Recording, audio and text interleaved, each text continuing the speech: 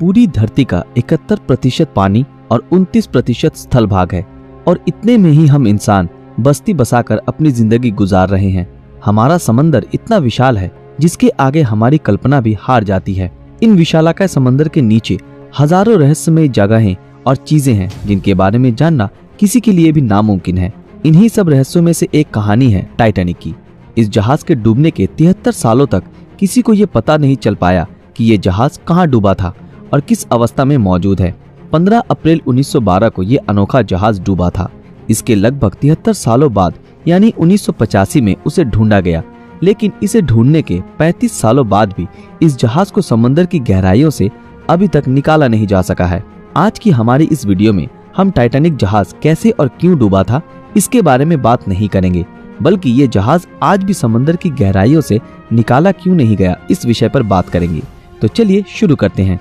Titanic जहाज कैसे और क्यों डूबा था इसके बारे में हम सबको थोड़ा बहुत पता तो जरूर है, और इस जानकारी के पीछे सबसे बड़ा हाथ है टाइटैनिक नाम की इस आइकॉनिक मूवी का, जो सन 1997 को रिलीज हुई थी। सन 1912 को टाइटैनिक डूबने के बाद करीब 73 सालों तक वैज्ञानिकों ने इसे ढूंढने की जी तोड़ कोशिश की और कई सारे मिशन भी इसकी तलाश में किए गए, लेकिन किसी को भी कोई सफलता हासिल नहीं हुई। आखिरकार सन 1985 में एक आर्कियोलॉजिस्ट और एक अमेरिकन नेवी ऑफिसर रॉबर्ट और बिल टाइटैनिक को ढूंढने के मिशन पर निकल पड़े और उन्हें टाइटैनिक अभी कहाँ है और किस हालत में है इसके बारे में पता चला। उनके टाइटैनिक को ढूंढने के बाद इसके कई राजों से पर्दा उठा जिसने पूरी दुनिया को हैरान कर दिया। टाइटैनिक समंदर के 12,000 फीट गहराइयों में डूबा था। ऑफिशियल रिपोर्ट के मुताबिक ये जहाज डूबने से पहले सही सलामत थी, लेकिन जैसे जैसे टाइटैनिक समंदर की गहराइयों में समाती गई वैसे वैसे ये जहाज 2 हिस्सों में टूट गया। लेकिन ऐसा क्यों हुआ? टाइटैनिक द न्यू एविडेंस की रिपोर्ट में ये बताया गया कि टाइटैनिक आइसबर्ग से टकराने के बाद नहीं डूबी थी। टाइटैनिक में आग लगने की वजह से ये डूबा था। खोजियों को जब इस जहाज का मलबा मिला तब उन्होंने ये पाया कि इसमें मौजूद बहुत सी चीजें वैसी की वैसी ही हैं। इस जहाज को बाहर निकालने की बहुत कोशिशें की गई, लेकिन शायद सब लोग ये जान गए थे कि इससे वापस बाहर निकाल पाना नामुमकिन है। आज की एडवांस टेक्नोलॉजी की मदद से भी टाइटैनिक को निकाला नहीं जा सका है और ये समंदर की गहराई में आज भी मौजूद है। आमतौर पर किसी भी जहाज को समंदर के नीचे से जैसे निकाला जाता है, टाइटैनिक को उस तरीके से निकाल पाना मुमकिन नहीं है, क्योंकि ये 2 हिस्सों में टूटकर डूबा था। लेकिन हाईटेक सबमरीन और पावरफुल मैग्नेटिक सिस्टम की मदद से शायद उसे निकालने की कोशिश की जा सके, पर इन कामों में बहुत सारी मुश्किलों का सामना करना पड़ेगा, जिसमें सबसे पहला है टाइटैनिक का वजन, जो करीब 1.43 लाख टन है, जो बहुत ही ज्यादा है। और इसके बाद आता है पानी का दबाव, जो जहाज के वजन को और भी कई गुना बढ़ा देता है। टाइटैनिक जिस जगह डूबी थी उस जगह की गहराई बहुत ज्यादा है और उस जगह से मात्र 1 स्क्वायर फीट की किसी भी चीज को सतह तक लाने के लिए करीब 392 किलो न्यूटन फोर्स की जरूरत पड़ेगी।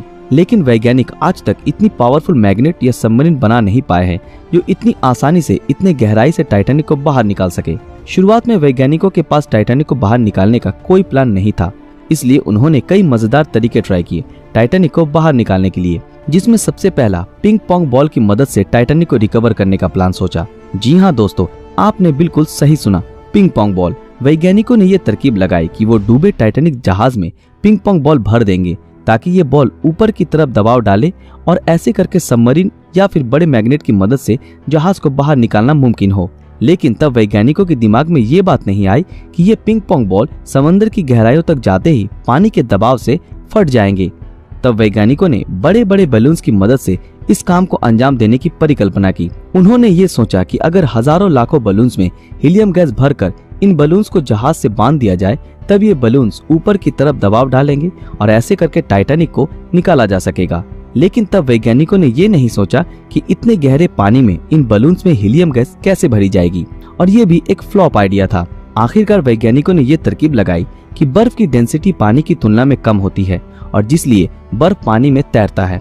उन्होंने ये सोचा कि टाइटैनिक जिस जगह पर मौजूद है, अगर किसी भी तरह उस जगह के पानी को बर्फ में तब्दील कर दिया जाए तो ऐसे करने से जहाज पानी के ऊपर तक आ जाएगा। इस तरकीब को बताया अमेरिका के एक इंजीनियर जॉन पियरे ने। उन्होंने अपनी रिसर्च में ये बताया कि इसमें अधिक मात्रा में लिक्विड नाइट्रोजन की जरूरत पड़ेगी और ये आइडिया बहुत ही कमाल का था। लेकिन ब्रिटिश गैस कंपनी BOC के मुताबिक इस प्रोजेक्ट को अंजाम देने में करीब आधे मिलियन टन लिक्विड नाइट्रोजन की आवश्यकता होगी और तभी सबके मन में ये सवाल आया कि इतने विशाल मात्रा में लिक्विड नाइट्रोजन को इतनी गहराई तक कैसे ले जाया जाएगा। और अंत में ये प्रोजेक्ट भी कामयाब नहीं हो सका। इसके बाद एक शिप बिल्डिंग कंपनी ने टाइटैनिक को निकालने का एक आइडिया दिया।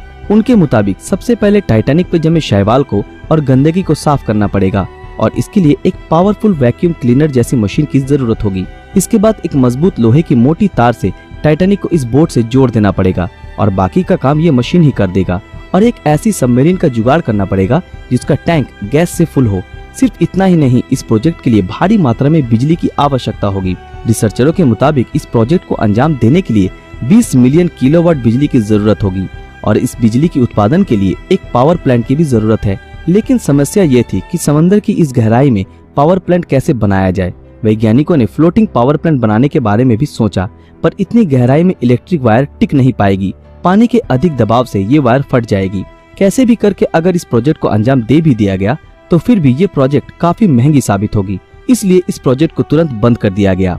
बहुत सी बड़ी बड़ी कंपनियों ने इस प्रोजेक्ट को अंजाम देना चाहा, पर इसमें इतना खर्च है कि इसके बारे में नहीं सोचना ही बेहतर है, क्योंकि टाइटैनिक को बाहर निकालने में जितना खर्च है उस पैसे की रिकवरी करना नामुमकिन के बराबर है। इसी कारणवश इस प्रोजेक्ट को कोई भी अंजाम नहीं देना चाहता।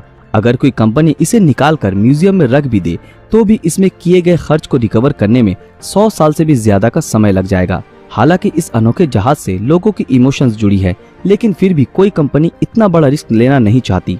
वैज्ञानिकों के मुताबिक बैक्टीरियाओं ने इसके मलबे को खोखला कर दिया है और आने वाले कुछ सालों में ये बैक्टीरिया टाइटैनिक को पूरी तरह तहस नहस कर देंगे। सिर्फ इतना ही नहीं, टाइटैनिक बहुत से सामुद्रिक मछलियों का घर बन चुका है। इसलिए यूनेस्को ने साल 2001 में टाइटैनिक को under water cultural heritage protected site declare कर दिया है। कहा जाता है कि इस जहाज को निकालने में जितना खर्चा होगा उतने पैसे में दूसरी और भी बेहतर जहाज खरीदी जा सकती है और कोई भी कंपनी ऐसी बेवकूफी करना नहीं चाहेगी।